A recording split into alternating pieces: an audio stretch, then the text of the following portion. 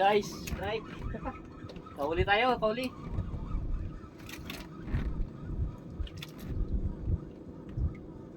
Ano kaya ito?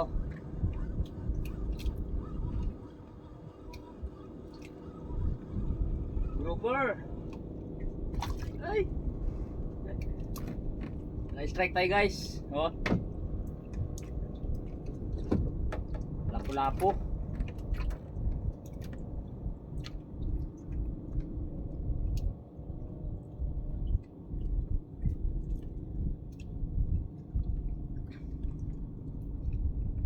Galing pala kay ano itong kay Sunny. Yung ating jig. Ano ito sa mga kaibigan na 14 grams. Gamit natin.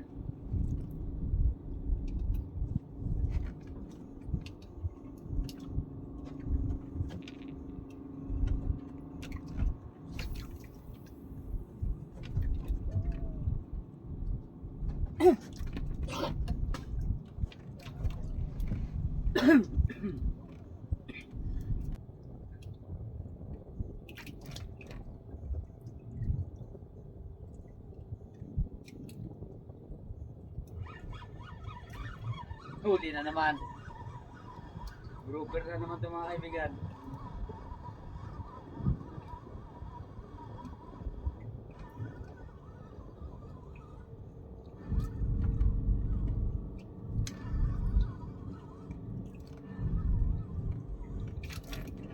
Okay. Lapu-lapu.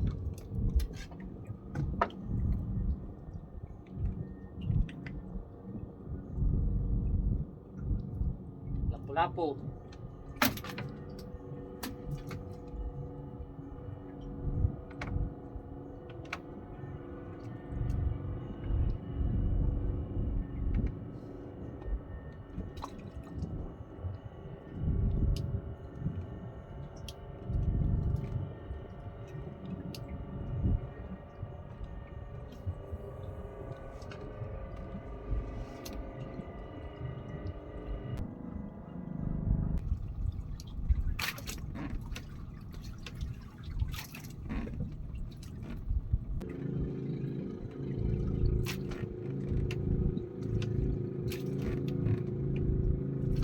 Strike. Strike mga kaibigan.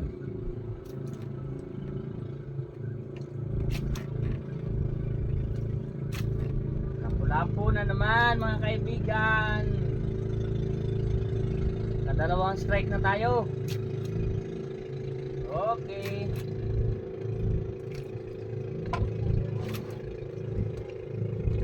Pangulam na tayo. Pero parang maliit. Maliit lang, pakawalan natin. Ito. Pakawalan. Maliit. Maganda yung medyo malaki. Kagaya ng dalawa na yan, oh.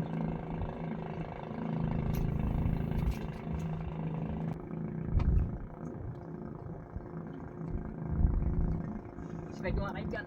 Strike. Malaki-laki ito. Ha? Malaki-laki ito mga kaibigan. Ah. Malaki-laki ito.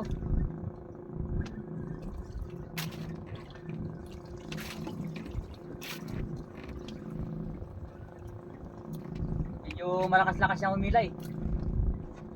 Malaki-laki ito mga kaibigan. Mga kalapta. Uy, laki nga. Uy, laki. Oh.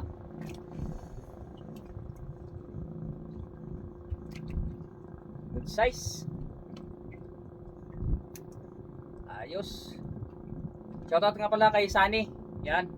Yung nag-sponsor ng ating lure. 14 grams.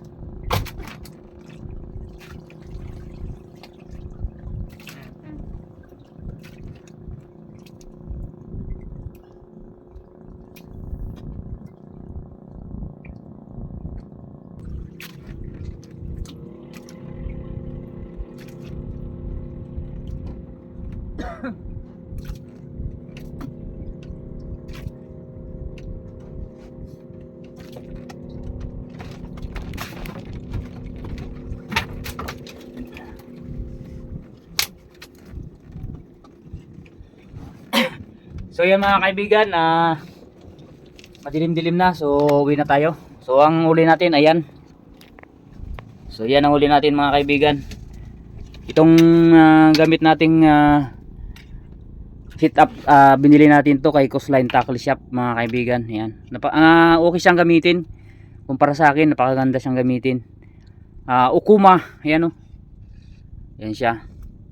Tapos yung rod natin ay ito mga kaibigan, no. Ayan. Ayan siya. So Okuma, isang set. Binili natin sa Coastline Tackle Shop. Yan, sa mga may gusto. Okay siyang gamitin mga kaibigan. Ayos. So bali 4 ang huli pala natin sa jigging ngayon. So meron na tayong pang ulam. Saglit lang. Ayan. So yan ang ulam natin. So yan. May laruan ka na. May pang ulam ka pa. Ayan. So namana pala tayo mga kaibigan sa area nito. Ang lalim nito pala mga kaibigan ay 10 dipa. So more than 15 meters.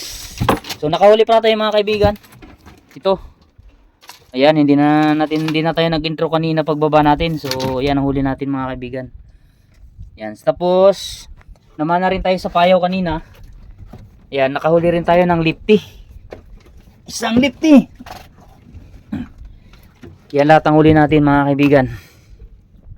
2 sa pana, 3 sa casting. Ayan. Bali 4 na ano yan, 4 na piraso. So ayos, may pangulam na tayo, saglit lang. So pumunta para tayo nag-fishing mga kaibigan. Umalis tayo dun sa bahay ng alas 4. So ayan, oh. So dito para tayo sa may bahurang maliit. May nakita tayong ano mga kaibigan, mga malaking tribali o tinatawag naming badlon.